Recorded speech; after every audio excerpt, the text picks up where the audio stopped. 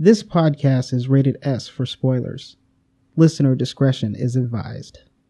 Don't forget to view our spoiler-free companion video on our Half Past Podcast channel on YouTube.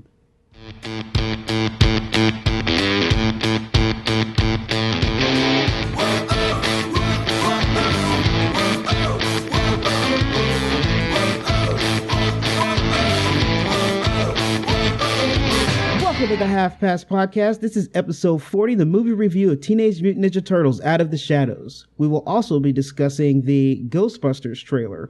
I'm Graham Ricks, and here with me is my friend and co-pilot, Ian Jones. Hey, buddy. How you doing? I'm doing great, man. I got my little Teenage Mutant Ninja Turtles mug here that I've been drinking out of, so I feel great. Did you wear your shirt to the movie? You know what? I forgot to wear my shirt.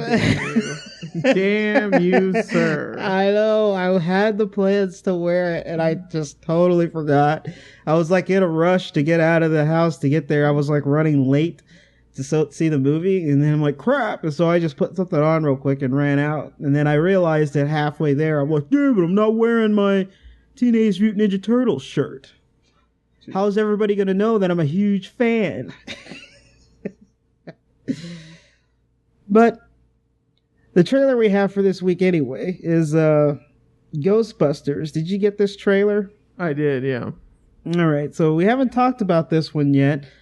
And so this is the new all-female cast of Ghostbusters. And after watching the trailer, I think it seems like the movie's going to be like maybe okay. You know, just like, it might be all right. So, I'm sorry, can we weigh in just a little bit on the controversy around this? Okay, that's fine. Okay, so the first trailer, when it came out, and I believe this is still the case, it's the worst reviewed thing on YouTube. It's like the most hated thing that YouTube's ever had. Yes, it is. It's still there. That is still technically up online. Yes. And personally, I think that's unfair, especially after seeing the second trailer. So I was curious what you thought. Well, I think I definitely think it's incredibly unfair. I think people are complaining a lot about the decision to make it an all-female cast, and I think it's just, I think a lot of it has to do with misogyny, and you know, yeah, right, and so it's similar. The way they did the previous Ghostbusters is they decided to do an all-male cast with a bunch of, you know, comedic actors and start a movie. And this is the same thing they did. It's just an all-female cast and with a bunch of comedic actors and comedians. So with really good, yeah, I would like to point out really good comedic actors. Yeah, right? They're all very good. So like, I don't understand what everybody's problem is about it, other than the fact that they just don't like women. Yeah, and I think this is a huge problem. Like, and I don't want to get into a whole thing with it, but you know, the movie doesn't come off as being gender specific anyway. No, it doesn't. I mean, even from the trailers, and that's kind of how it was with the other guys. You know, they're just like a team of friends. Yes, or whatever. So yeah. I don't know. Personally, it's been really bugging me, and we haven't gotten a chance to talk about it. And no, and I think that maybe they could have waited on the trailer, or maybe they could. You know, this flack's been going on much longer. It's been going on since they announced, before they filmed. Right, it was when they announced who they were going to do. You know, that's how long so it's been like 2 years. But I mean, it doesn't help that you have one of the stars saying that he didn't like the idea and then kind of backpedaling. Yeah. Because I think the cast is awesome. Yeah, I think the cast is fantastic because they're all talented, so I don't understand what everybody's problem is. And it looks like it's going to be funny. Now, we always have this discussion in particular when it comes to comedies. Yes. Because when you're editing a film and you're doing a trailer, there's always a discussion that happens. And that is, do you use your best jokes to put butts in the seats? Yes. And I think when you look at the greatest film comedies of all time, they're solid throughout. And it's really tough for a comedy to be solid throughout. It usually slows down towards, the second act and towards the ending because some stupid lesson has to be learned. Yes. But when you look at really good ones, and I'm just sort of thinking back to like 40-Year-Old Virgin and the other guys. Yeah. And, of course, even going back to things like Dirty Rotten Scoundrels, they're just really solid throughout, and they're also really well written. And I just, they are. With the showrunner who's doing, well, not the showrunner, but with the guy who's doing this, who's, from Community, I don't see how it couldn't be funny. Yeah. And couldn't be entertaining. Like, it doesn't seem like a boring movie. Yeah. It does visually look a lot different, but the technology's changed. Yes. We aren't having to use optics placed on film to do these effects. Yes. So it stylistically looks much different from the other films. Yes, it does. It looks a lot different. I think maybe that's the one thing that I think I have an issue with. And that's got nothing to do with the cast or any of the choices they made. So my opinion is the second trailer is much better than the first one. I would have to agree. Yes. So, I don't know. How are you feeling about it? Well, it's like I said, I think it's going to be okay. I just, for the longest, I don't understand what everybody's problem is with it because we watch a lot of movies. We see a lot of trailers, and we kind of know how all that works because we've been doing this for a very long time.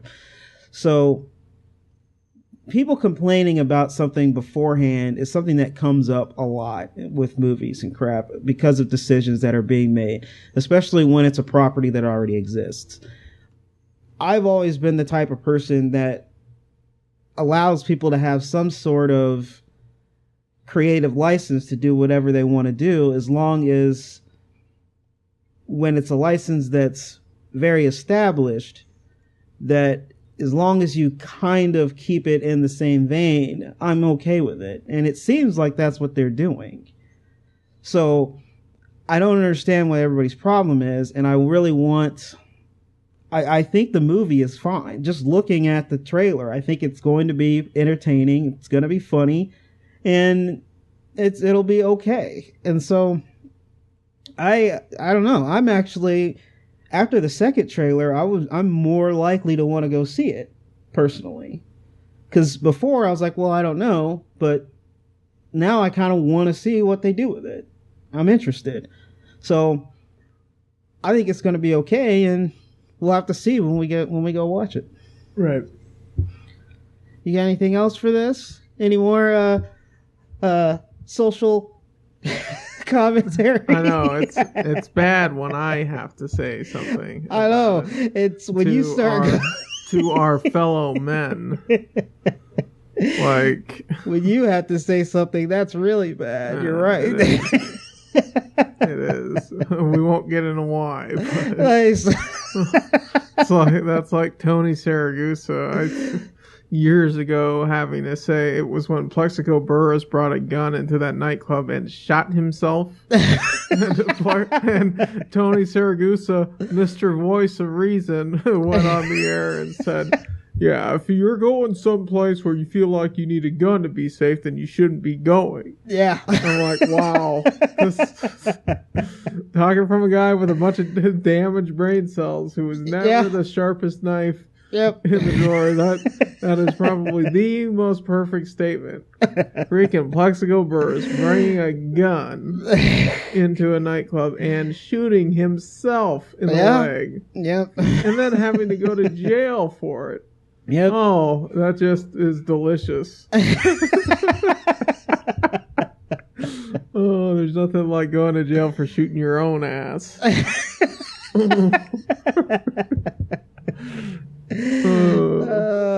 right. Well, let's let's take a break. Okay. Wait a minute. Is this the break? Right. Yes. No, I'm sorry. I'm turned all around. This is our first break. Okay. Yes. Let's take a break. And then we'll get to the characters in the movie review. Best podcast so far.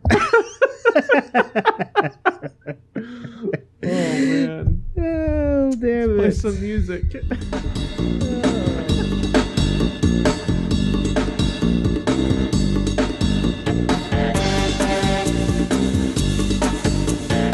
As Shredder joins forces with mad scientist Baxter Stockman and henchmen Bebop and Rocksteady to take over the world, the Turtles must confront an even greater nemesis, the notorious Krang.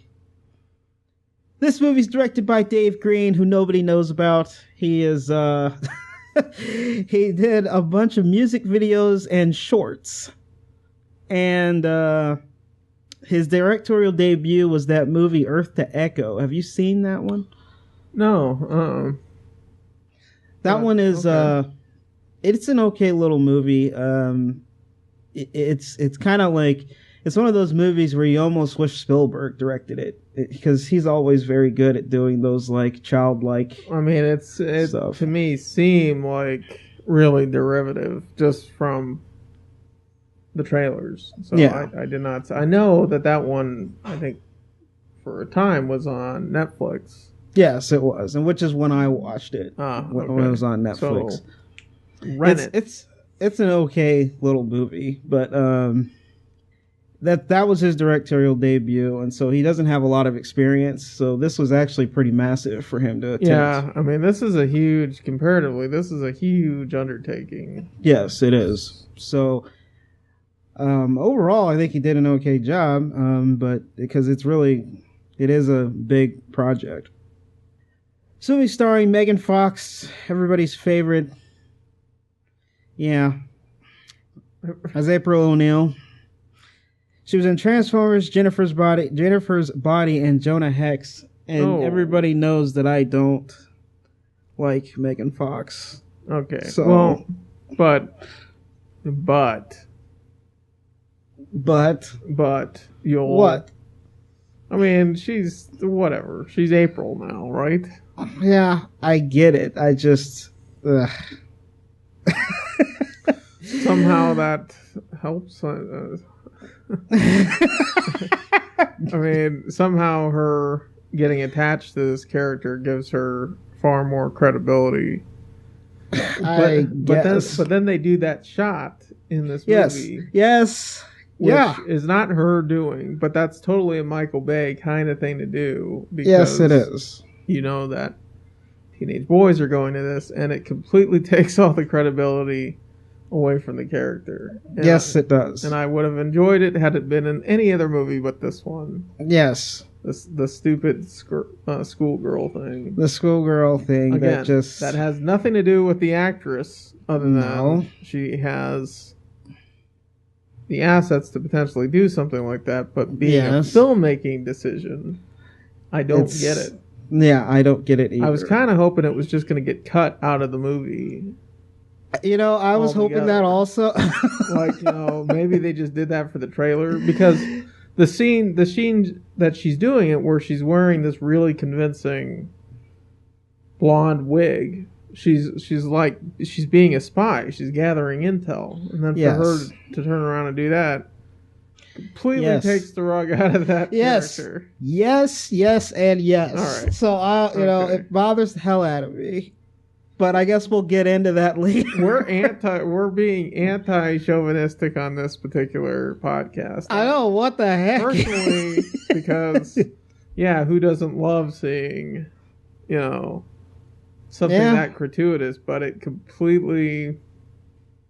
This is not the movie for that. No, it's not. Will Arnett is Vernon Fenwick. He was in Arrested Development, Up All Night, and The Millers. Well, anyone find a vehicle for Will Arnett. Yeah, they're struggling, man. They have been trying. He just sucks everywhere. He can't be a lead. He's incredible, and I love him from Arrested Development. Yep, but me why too. is this character in this movie? I don't know. He is so forced into this movie and has, I think, a bigger role than April O'Neil does. Yes, and it he does. really is irritating. I mean, I totally agree. We'll get into that. Laura Linney as Chief Vincent. She was in Congo, The Truman Show, and The Exorcism of Emily Rose. Steven, is it Emil? Emil. Emil? Is it Emil? Okay, Emil is Casey Jones. He's a TV actor, so he's been in Regenesis, Renegoli, and, of course, Arrow. He's the Green Arrow, and he's awesome. That is a fantastic TV show. I know you'd mention it, so... Yeah, it is. It's really good. I haven't seen any of it, so I don't even have an opinion. All right.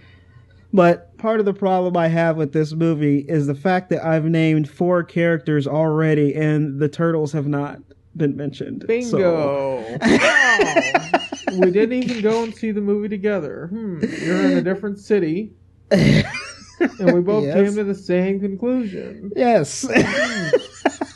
You listed 4 actors and not one of them is a Ninja Turtle. Yes. All right. So apparently they don't learn everything the second time around. Okay, no, they do not. We'll jump into that.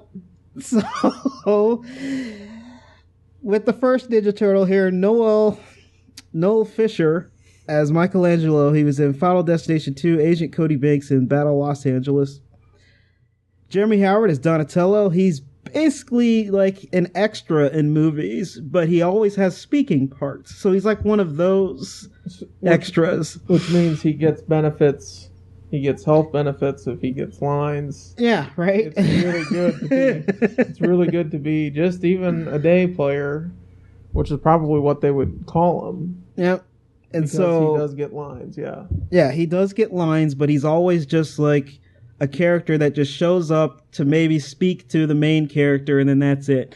Which is a prime example in Catch Me If You Can, which he was in. He was like the waiter that tells Tom Hanks that the alter ego that what's using is the Flash. Is a comic book character. Is Barry Allen, right? Yes, Barry Allen. And so that scene, that's him. That's the waiter. That's this actor. Yeah. And so he was also in Galaxy Quest and Breaking Bad. Pete, is it Plosek? Plosek?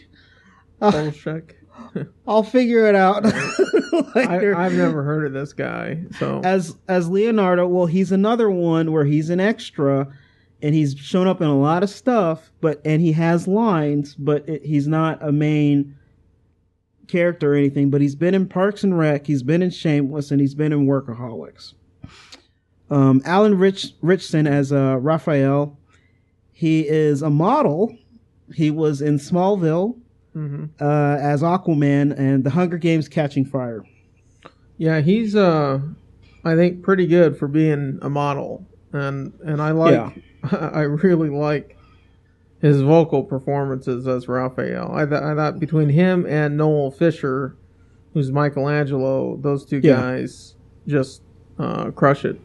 Yeah, they do. They do a very good job. Tyler Perry is Baxter Stockman, he's been in many plays and TV shows, and he was also Alex Cross in the Alex Cross movie.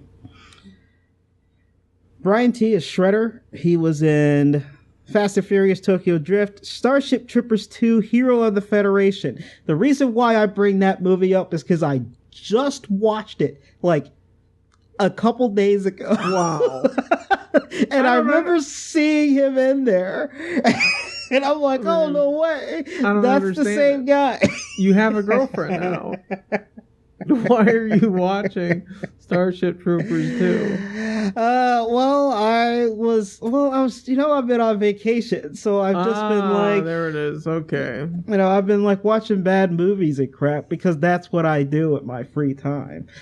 And so I also watched Starship Troopers, the third one, like the third movie where Rico comes back. Right, which is even worse somehow. Oh, man. Somehow I know, right? That makes it worse.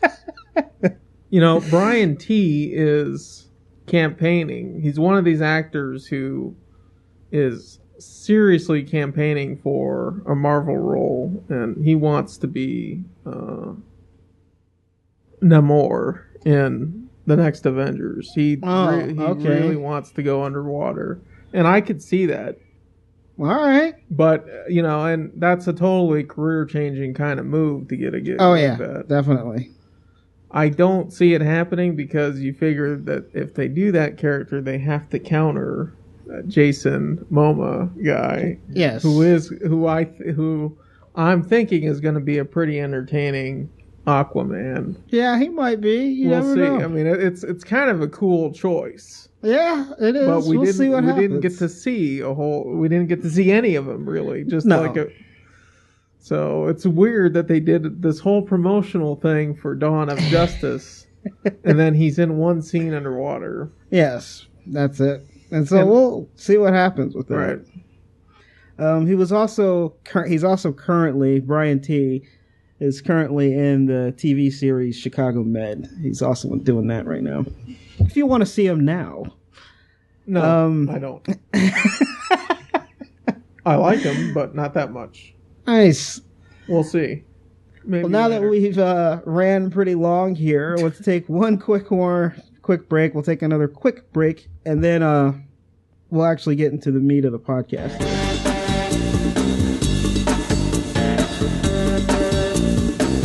All right, Jones, we're back from our break here, so let's get into the quirks. One of the first problems I had with this movie... All right.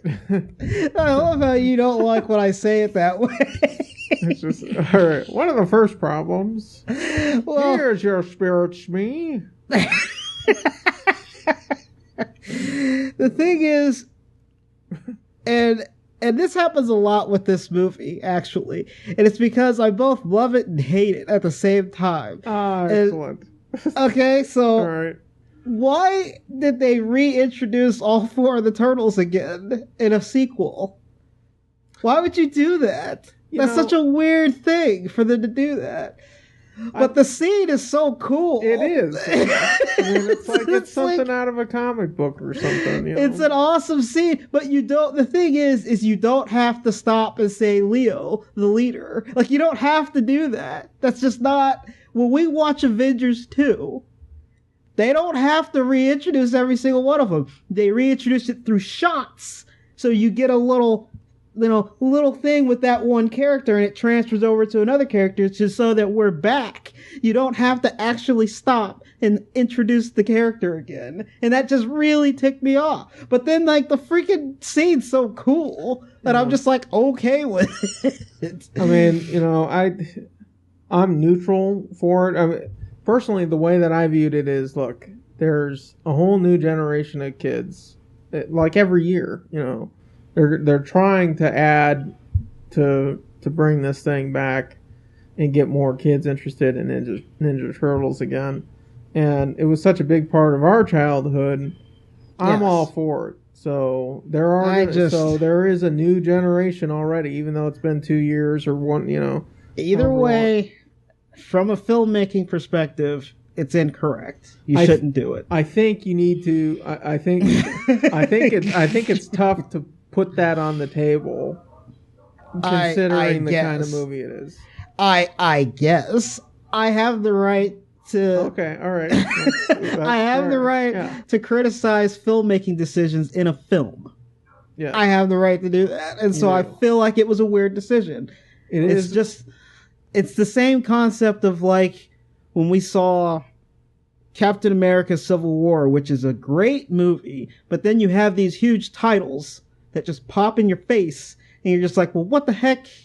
Why is this there? Like, this is just a weird decision to make, to do that. And it's, like, not a great decision. So I definitely have, like, a weird little problem with that scene. But again, like I said, it's something I both hate and love. So it's like... it's very similar to the first one when it comes to that kind of stuff. Because it's like, I have all these mixed feelings about both of these movies.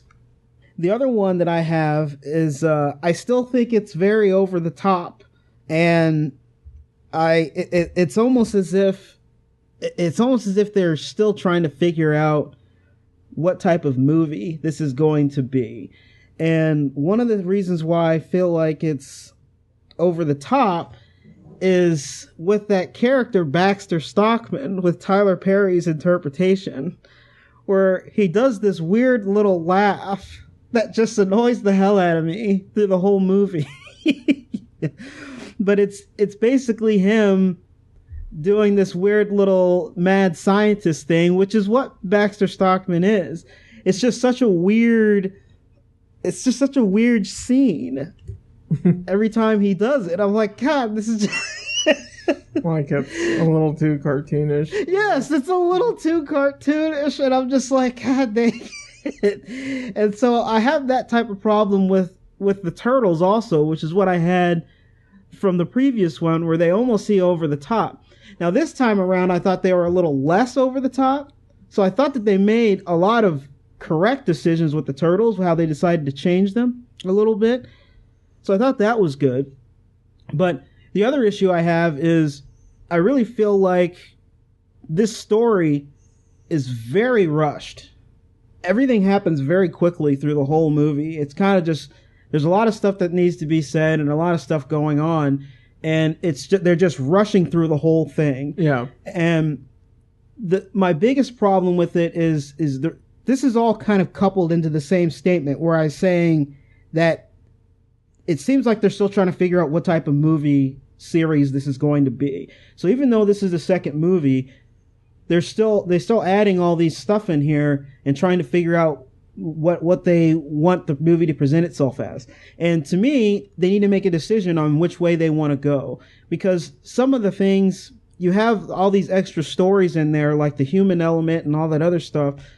But then you have Baxter Stockman gets added in. You've reintroduced Shredder. You've done you have Krang in there, and all this stuff is tossed in there. And the movie's like a fun movie, but there's all these like serious things in there that happens also. And it's not weaved in properly. They like stop the movie when they get serious. It just stops. And I feel like they needed to make a decision whether this is going to be a fun, silly thing and just continue and just roll with it or not. And I feel like that was the same problem from the first one. So I just had all those little issues there, and they're all coupled with the same thing. Now let's go ahead and get into the my two little final quirks about this movie that are just all me than anything else. I absolutely positively hate the fact that they've done this in Arrow also, and I don't even watch Arrow, but I've noticed it where he'll put, like, there'll be a shot of him with the mask on. He'll like put the mask on or whatever, and you can clearly see his eyes, but in scenes later there's eye black to blacken out the eyes. And they did the same thing with Shredder, where he puts on the helmet. You can see his eyes perfectly fine. And that's how Shredder's always been. But then when he goes to see Krang, there's just eye black everywhere. So it looks like his eyes, so it looks like there's more darkness than there really is. And that really annoyed the crap out of me. I was just like, why did they just put eye black on all of a sudden in between these shots? It's just a weird little thing that I just kind of got to me. And the other thing is Megan Fox is still terrible. So that's what I got. So what do you got? Oh boy. Well, I don't know. I don't have an issue with Megan Fox in this movie. I do have an issue with how they. The only reason why you don't have a problem with Megan Fox in this movie is because they made a wise decision and she's not in it a lot at all.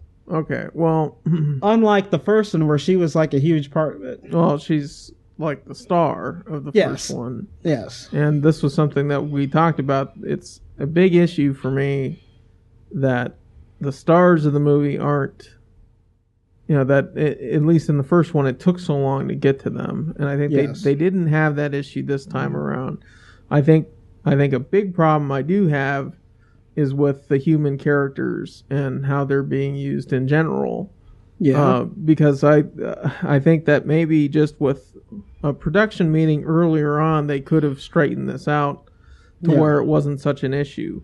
But I mean, the fact that they even felt like they had to bring back Will Arnett at all is a huge problem. And nothing against him per se, but that character having such a huge part in the movie, almost to the point of being like lackadaisical in how they were using him to with like the key to the city and everything. I was just like, that's a vocab word, man. Holy crap. You got to be kidding me. Like, I mean, it was like the dumbest way. I think it was like I'm sorry. It just was incredibly. It was a terrible decision. Yes, it was a terrible decision to make, and somebody consciously made the decision, and they made the movie around it, and it's a huge part of the movie, and it suffers a lot for it.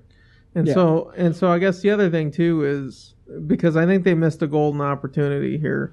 The Turtles were sort of out in public at the end of the first movie. And one of the running themes in this is that it's called Out of the Shadows. Yes. And yet people still fear them. And you know, I think that's like an essential thing that they have to get over.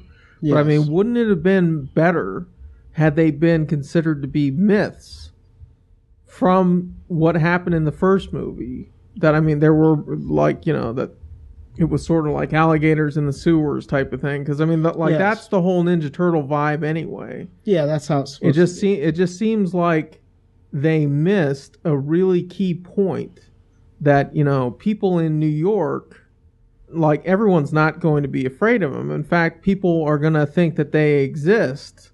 Yeah. And so, like, why wasn't that weaved in? And I guess the issue that I have is, one, that sort of mystique, I think, is more compelling. Yes, it is. It's like a more compelling argument for these brothers who are split down the middle. Two of them want to come out and potentially have a normal life. Yes. And they don't say it specifically, but you know that April O'Neil kind of has something to do with that because of her relationship with Raphael and Michelangelo. Yes. So, and while they don't specifically say it, I just thought, you know, it seems like there's more weight if there was almost an underground desire for them for like the public to accept these like myths, you know, like something that was almost a rumor. And that's never once talked about. I totally understand your point. You make a very valid point when it comes to if they were more of a myth and people were talking about it, or who are these things? Do they really exist? Yes. And you could do that in the very beginning of the movie. Instead of using Will Arnett's character to say that he's the one who took out the Shredder and he's now the Falcon or whatever and all that other crap, it would have been really nice if that sequence with the Falcon was more news reporters talking about the Turtles and talking about what are these things? Do they actually exist? And they could have did a bunch of sequence, you know, the whole montage for those characters when they were talking about whether these characters exist or not. And that would have been really cool. And it would have enhanced the rest of the movie because there's this other underlying element through this movie between, like you were saying, there's that rift between the two where two want to come out in the public and the others one don't. They think they should stay underground. And so it seems like it's such a valid thing to do, but that's not the direction they decided to go, which is really unfortunate. Yeah. And so, all right. So that aside, I think they had a huge issue with the villains in this movie. Well, I mean, the perceived villains anyway. It's just, if you're going to do a fun movie that introduces like an alternate reality where Krang can come through, and I mean, that's like a huge part of, you know, especially the cartoon show that we grew up watching. If you're going to have that, it just seems to me like that story needs to be set up in a little bit of a different way. And they almost just throw Krang into the mix, and Shredder takes a backseat. And I thought that was incredibly arrogant. Like that's that's a really dangerous way. You know, they start off with a spectacular scene where Shredder's getting broken out. And you're thinking, you know, all right, great. And then, like, the rest of the movie, he's never in his armor. When he does, it's really cool. It's almost like, God, I want to see more of this, where he's like, you know, scraping it along things and but you know, then they show him and he's not wearing his mask. He's not having any lines. He's not saying anything. And then when he finally does something, he gets captured immediately by Krang. Yes. And to me, it's just one of those things where you've completely weakened, like you've almost made him seem less scary by doing it that way, and he's essentially their main bad guy. Yeah, which is absolutely devastating to future movies. You know, because if they want to bring Shredder back, it's almost like you have to do Super Shredder again to make him scary. Okay, exactly. Yes. Yes. That's exactly totally what I mean by that. Okay. Yeah. All right. I also thought, and this is a shame because there are some incredible sequences here, but I thought the ending sequence was really clumsy how they planned it all out. It doesn't make any sense to me at all that you finally have the cops and the SWAT team on the turtle side, and they sneak the turtles into this building to go and stop the Technodrome from being created. Yeah. And then none of those armed guys go with April and the news reporter and the cameraman to go after Bebop and Rocksteady. What were they doing? I don't understand. Like there's just no way that Casey Jones with no armor, like essentially nothing, goes after Bebop and Rocksteady and just deals with it. Yeah. Like, oh, there are these skates here and duct tape and he's good to go. And I'm just like, who is storyboarding this out? Like, you don't get thrown 50 feet into a van and then find 2 blades that you can put onto your shoes. Yes. Like, it doesn't, like, they weren't prepared at all for that part of it. No. And it was almost like watching Benny Hill to me. like it was just that ridiculous. Like, even in this sort of movie, it was so poorly thought out that you're thinking someone had to plan this. There's no way. There's CG creatures. They had to think about this, and yet they're just sort of leaping over all these issues. And they had a whole SWAT team. I don't understand why Casey Jones couldn't have gotten armored up by the SWAT team, and then it could have made sense for bringing him back later on. Especially when you go and get an actor who's used to doing his own stunts and used to kicking ass on a TV show every week. It just doesn't... I don't get what the SWAT team was doing. Sending in a reporter and a cameraman to stop Bebop and Rocksteady and the rest of the Foot Clan. Yeah. Oh, man. That is a huge problem. I mean, that's yeah. All right. All right. You know, one more thing, because I have to strangle someone. One of those writers needs to get strangled over this in particular. The latent animal DNA. the fact that every human being has an animal ancestor and they're not the same animal. How is this an explanation for anything? It's like, well, one of them, warthog, and one of them's a rhino. I'm like, no. I'm sorry, but no. I let that go immediately when I saw it.